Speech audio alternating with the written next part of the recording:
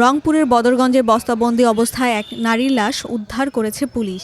15 জানুয়ারি বৃহস্পতিবার সকালে উপজেলার রামনাথপুর ইউনিয়নের খোলাহাটি মোড় এলাকায় বদরগঞ্জ পার্বতীপুর সড়কের পাশে লাশটি পাওয়া যায়।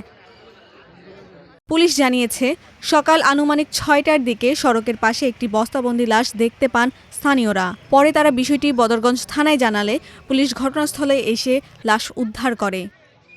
সেই নারীর বিষয়ে পুলিশ আরও জানায়, নিহত নারীর গায়ের রং ফর্সা।